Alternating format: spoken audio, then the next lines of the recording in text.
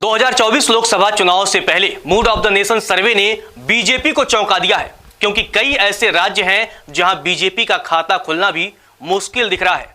तमिलनाडु और केरल में बीजेपी का सुपड़ा साफ है, जबकि पंजाब में बीजेपी के लिए बेहद ही चौंकाने वाली और डराने वाली खबर पंजाब से सामने आ रही है।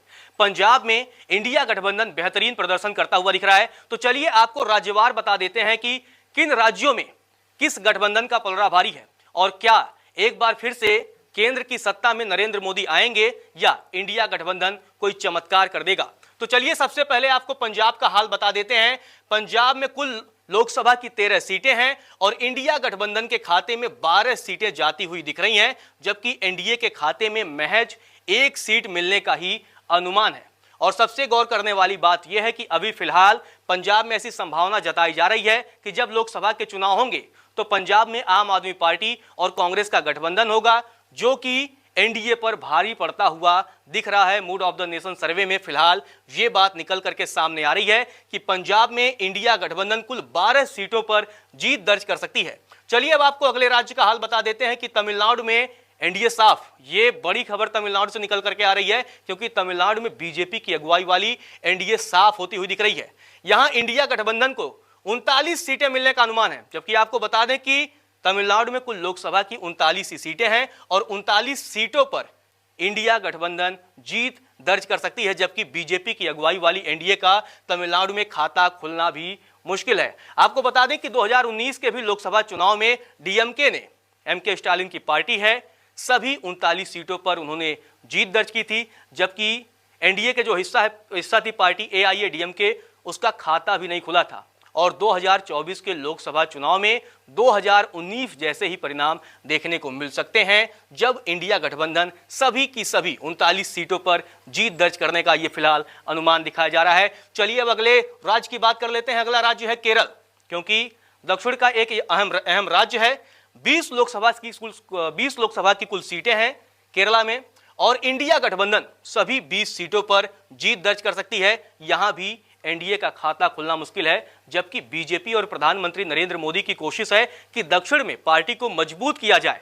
लेकिन फिलहाल जो सर्वे सामने आ रहे हैं, उस सर्वे में एक बात निकल करके सामने आ रही है कि दक्षिण में बीजेपी अभी वो कमाल नहीं दिखा पा रही है जिसकी चाहत उसे है। यानी केरला की कुल जो 20 लोकसभा की सीटें हैं, उन 20 सीटों पर इंडिया गठबंधन को जीत मिलने का अनुमान है।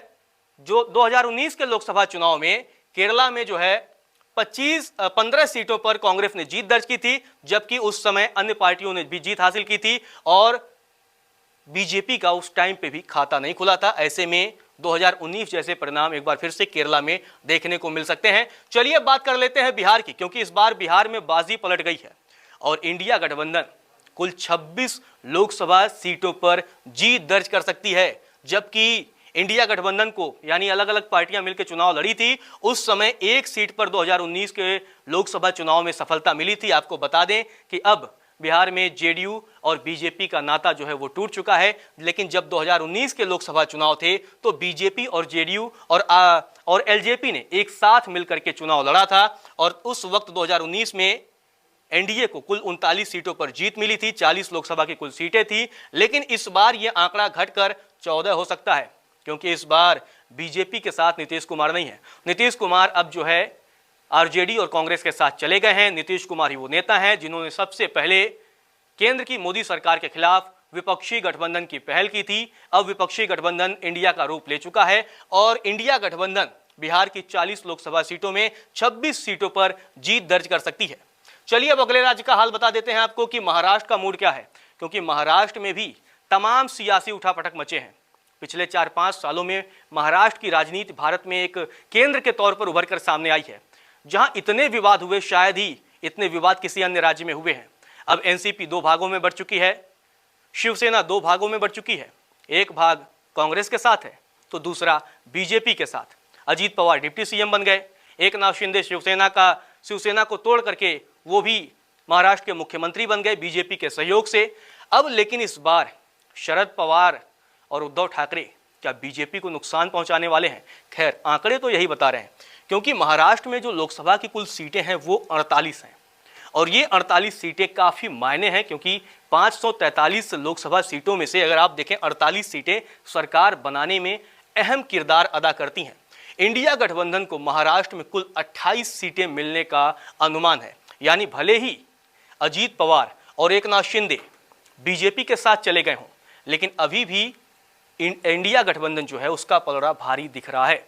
कांग्रेस के साथ शरद पवार और उद्धव ठाकरे हैं। यानी अभी ये जो सर्वे सामने आया है, उस सर्वे की अगर माने तो महाराष्ट्र में इंडिया गठबंधन को कुल 28 सीटों पर जीत मिल सकती है, जबकि बीजेपी की अगुवाई वाली एनडीए के खाते में महज 20 सीट जाने का ही अनुमान है। चलिए अब अगले राज्य की बात कर लेते हैं। मध्य प्रदेश में भी बीजेपी को नुकसान होता हुआ दिख रहा है। यूं तो मध्य प्रदेश में इस साल विधानसभा के भी चुनाव है, लेकिन उससे पहले ये लोकसभा चुनाव को लेकर के सर्वे सामने आया है। मध्य प्रदेश में लोकसभा की कुल 29 सीटें हैं, बीजेपी को 23 सीटें मिलने का अनुमान है, जबकि 2019 के लोकसभा चुनाव में बीजेपी को मध्य प्रदेश में 28 सीटों पर जीत मिली थी।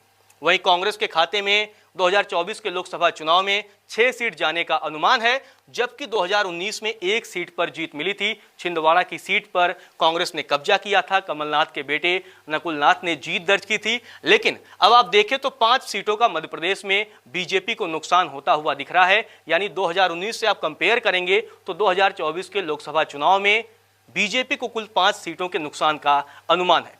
चलिए अब अगले राज्य की बात कर लेते हैं, बंगाल में चुनावी सर्वे, क्योंकि बंगाल बेहद ही महत्वपूर्ण राज्य है। लोकसभा की वहां कुल सीटें जो हैं वो 42 हैं। इंडिया गठबंधन के खाते में कुल 24 सीटें जाने का अनुमान है और एनडीए के खाते में 18 सीटें जाने का अनुमान है।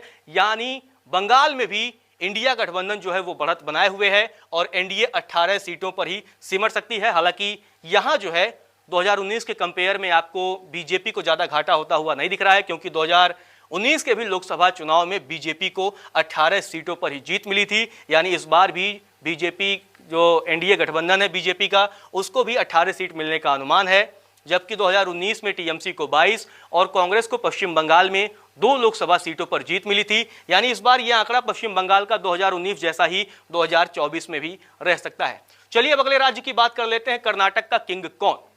तो कर्नाटक बेहद ही महत्वपूर्ण राज्य है और कर्नाटक में अब कांग्रेस की सरकार बन चुकी है। लेकिन लोकसभा चुनाव के नतीजों के लिहाज से अगर देखें तो इस बार 2024 के जो लोकसभा चुनाव है उससे पहले जो सर्वे आया है मूड ऑफ द नेशन का, एनडीए को कुल 23 सीटें मिलने का अनुमान है, जबकि 2019 के लोकसभा चुनाव में बीजेपी की अगुवाई वाली एनडीए को 26 सीटों पर जीत मिली थी और इंडिया गठबंधन को 2024 में 5 सीटें मिलने का अनुमान है कांग्रेस की अगुवाई में। और हो सके शायद जेडीएस का गठबंधन हो या ना हो, ये तो कहना मुश्किल है। लेकिन जब 2019 में लोकसभा के चुनाव हुए थे तो कांग्रेस और जेडीएस ने एक साथ मिलकर के चुनाव लड़ा था और 2 सीटों पर सफलता पाई थी। एक पर कांग्रेस को जीत मिली थी, दूसरे पर जेडीएस को जीत मिली थी।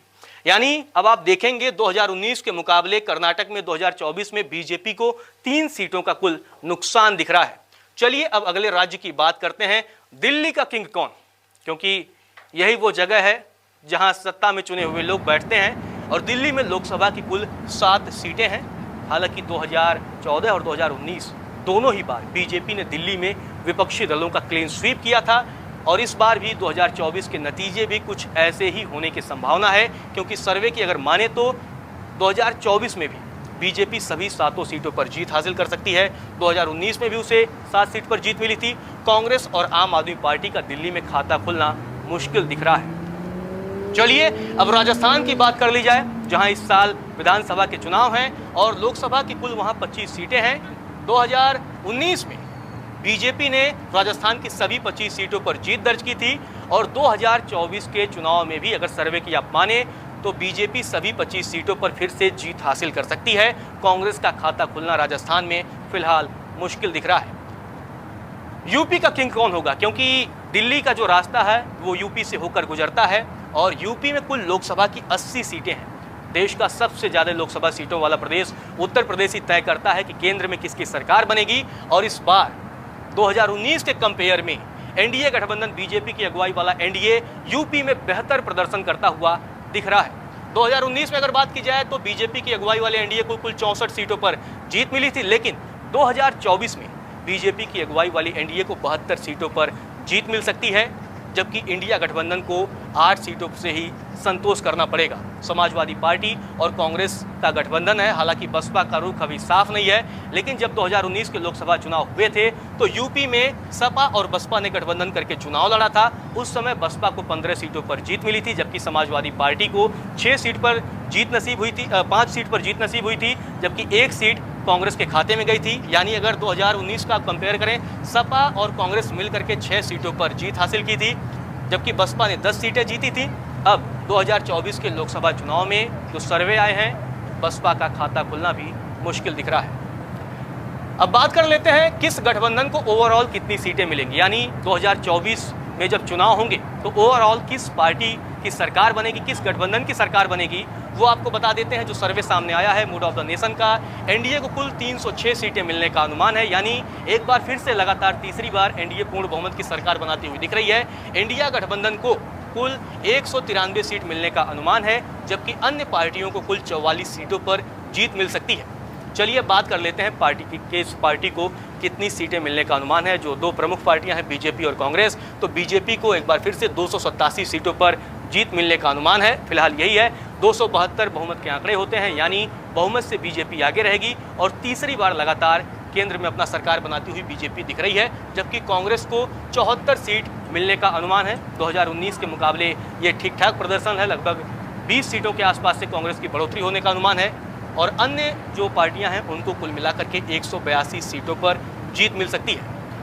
अब किसके पास कितना वोट शेयर रहेगा, ये भी बेहद ही महत्वपूर्ण है, क्योंकि वोट शेयर ही डिपेंड करते हैं कि इस पार्टी का कितना जनाधार है। कई बार हार जीत का अंतर सीटों के हिसाब से आप नहीं पता लगा सकते, क्योंकि कई बार हार जीत का अंतर सीटों पर 1000, 2000 या 5000 का होता है, लेकिन ये वोट परसेंटेज जो है वो क्लियर कर देगा किसकी सरकार है। एनडीए को कुल 43% लोग अपना मतदान कर सकते हैं, जबकि इंडिया गठबंधन को 41% लोग वोट कर सकते हैं। इसके अलावा 16% लोग अन्य उम्मीदवारों के पक्ष में मतदान करेंगे। यानी अगर आप आंकड़े देखेंगे तो एनडीए और इंडिया गठबंधन के बीच महज 2% का अंतर है, यानी 2024 के जो लोकसभा चुनाव होंगे उसमें मुकाबला काफ़ी कड़ा देखने को मिलेगा। फिलहाल ये तो आने वाला वक्त बताएगा कि किस पार्टी के हक में कितनी सीटें जाती हैं, किसे कितना वोट मिलता है। नमस्कार, मैं हूं मानक गुप्ता। अगर आपको हमारा ये वीडियो पसंद आया हो तो इसे लाइक और शेयर जरूर करें, और हाँ, हमें सब्सक्राइब और फॉलो करना ना भूलें, ताकि आप देश और दुनिया की कोई खबर मिस ना करें। तो जुड़े रहिए हमारे साथ और देखते रहिए न्यूज़ 24।